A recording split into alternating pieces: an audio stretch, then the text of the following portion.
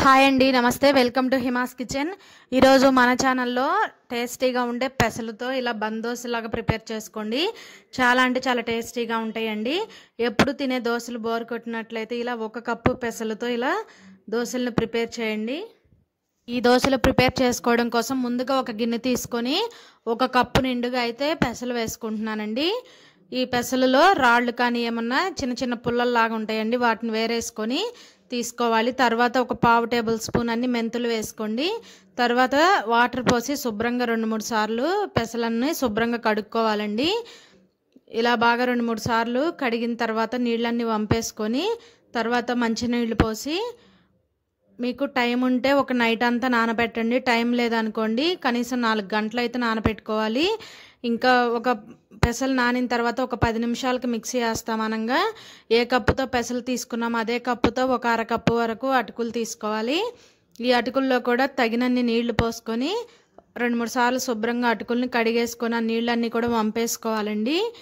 ఈ అటుకులు కొంచెం మందంగా ఉన్న అటుకులు అయితే బాగుంటాయండి. పలచగా ఉన్న అటుకులు కొంచెం తియ్యగా ఉంటాయి, అవి స్వీట్ అటుకుల్లా ఉంటాయండి.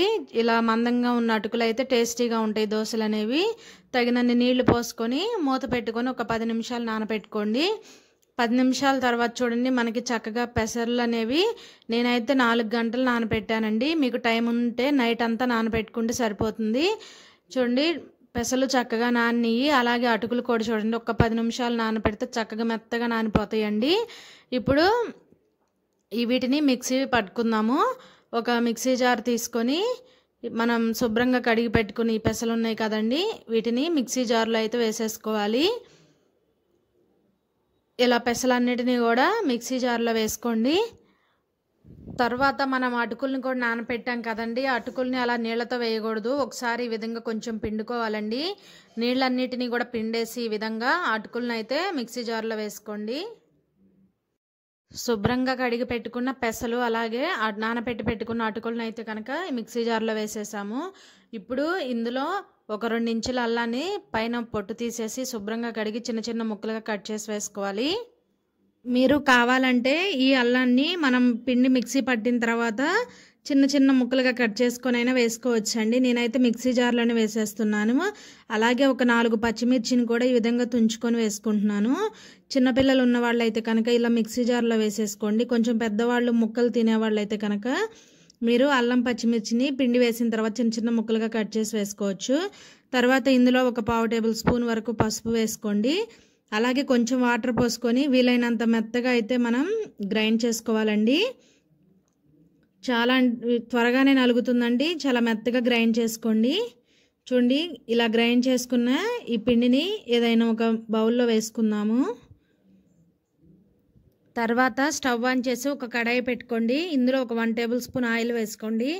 ఆయిల్ కొంచెం హీట్ అయిన తర్వాత ఇందులో ఒక 1 టేబుల్ స్పూన్ వరకు పోపు దినుసులు వేసుకోండి. ఆవాలు, జీలకర్ర, మినపప్పు, పచ్చిశనగపప్పు వేసుకొని ఇవి కొంచెం 1 నిమిషం పాటు అలా ఫ్రై చేసుకోండి.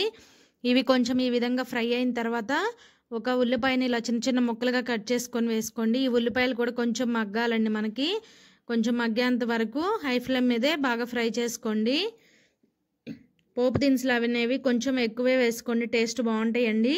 ఇలా ఉల్లిపాయలు ఇలా మగ్గితే సరిపోతుందండి. ఇప్పుడు స్టవ్ ఆఫ్ చేసేసి ఈ పోపు అంతటిని మనం పిండిలో వేసుకోవాలి. ఇలా పోపు పిండిలో వేసిన తర్వాత మనం ఇంతవరకు పిండిలో ఉప్పు అనేది వేయలేదు కదండి, రుచికి సరిపడా ఉప్పు వేసుకోండి. ఇలా ఉప్పు వేసిన తర్వాత ఈ ఉప్పు పోపు అంతా కూడా పిండిలో కలిసే విధంగా బాగా ఈ విధంగా కలుపుకోవాలి. ఇప్పుడు మనకైతే దోశ వేసుకోవడానికి పిండి అనేది రెడీ అయిందండి. ఇప్పుడు మనం స్టవ్ ఆన్ చేసి ఒక కడాయి పెట్టుకొని ఇంకా దోశలను అయితే వేసుకుందాము. మీరు దోశ పెనం పైన కూడా వేసుకోవచ్చండి. నేనైతే ఇక్కడ కడాయిలోనే వేస్తున్నాను. ఇలా ఒక 1 టేబుల్ స్పూన్ ఆయిల్ వేసుకొని ఆయిల్ హీట్ అయిన తర్వాత ఇలా ఒక గరిటెడు పిండి వేసి కొంచెం అట్లా ప్రెస్ చేస్తే చాలండి. ఒకవైపు కాలిన తర్వాత చక్కగా మరొక వైపుకి తిప్పుకొని మీడియం ఫ్లేమ్ మీద కాల్చుకోండి. టేస్ట్ చాలా బాగుంటుందండి, లోపల వరకు కూడా చక్కగా ఉడుకుతుంది. ఇలా మీడియం ఫ్లేమ్లో పెట్టుకొని చక్కగా 2 వైపులా ఎర్రగా కాల్చుకోండి, టేస్ట్ బాగుంటుందండి. ఇలా కాలిన తర్వాత ఈ అట్టును తీసి ఒక ప్లేట్లో పెట్టుకొని అలాగే ఇంకొకటి వేస్తున్నానండి. కొంచెం ఆయిల్ వేసుకొని ఆయిల్ 1 నిమిషం హీట్ అవ్వనివ్వండి. ఆయిల్ కొంచెం వేడైన తర్వాత ఇలా ఒక గెరిటెడు పిండి వేసి చక్కగా ఒకవైపు కాలిన తర్వాత మరొక వైపుకి తిప్పుకోండి. లో ఫ్లేమ్లో పెట్టుకుంటే మనకి చక్కగా దోశ అనేది కొంచెం క్రిస్పీగా టేస్టీగా ఉంటుందండి. ఇందులో మనం పోపు దినుసులు ఎక్కువ వేసుకున్నాం అనుకోండి, మనం దోశ తినేటప్పుడు అక్కడక్కడ మనకి తాలింపు గింజలు తగులుతూ దోశ అయితే చాలా టేస్టీగా ఉంటుందండి. ఇలా మీకు ఎన్ని దోశలు కావాలో అన్నిటినీ కూడా చక్కగా ప్రిపేర్ చేసుకోండి. మనం పచ్చిమిర్చి అల్లాన్ని మిక్సీలో వేసుకున్నాం కదండి, మీకు కావాలనుకుంటే మీరు పిండిలో కూడా చిన్న చిన్న ముక్కలుగా కట్ చేసుకొని అల్లాన్ని పచ్చిమిర్చిని చిన్న చిన్న ముక్కలు కట్ చేసుకొని వేసుకొని కలుపుకోండి. చిన్నపిల్లలు ఉన్న వాళ్ళు అయితే కనుక ఇలా మిక్సీలోనే వేసుకున్నారనుకోండి చక్కగా తింటారండి. పిల్లలు కూడా కొంచెం లైట్గా స్పైసీగా ఉంటుంది.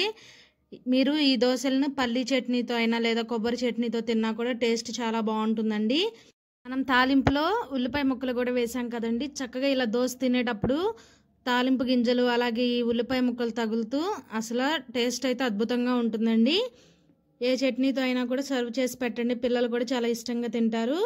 మీరు ఈ దోశల్ని ఎలాగైనా ప్రిపేర్ చేసుకోవచ్చండి. పల్చగా ప్లెయిన్ దోశలాగైనా వేసుకోవచ్చు, లేదంటే ఇలా కొంచెం దిబ్బరొట్టులాగా కడాయిలో వేసుకోవచ్చు, లేదా చిన్న చిన్న కడాయిలు ఉంటాయి కదండి అందులో బందోశల్లో అయినా వేసుకోవచ్చు. ఎలా వేసుకున్నా కూడా దోశలు అయితే చాలా టేస్టీగా ఉంటాయి. ఇలా మీడియం ఫ్లేమ్లో బాగా క్రిస్పీగా అయ్యేంత వరకు చక్కగా లో ఫ్లేమ్లో కాల్చుకొని టేస్ట్ అయితే అద్భుతంగా ఉంటుంది. వీడియో నచ్చితే లైక్ చేసి మన ఛానల్ని సబ్స్క్రైబ్ చేయండి.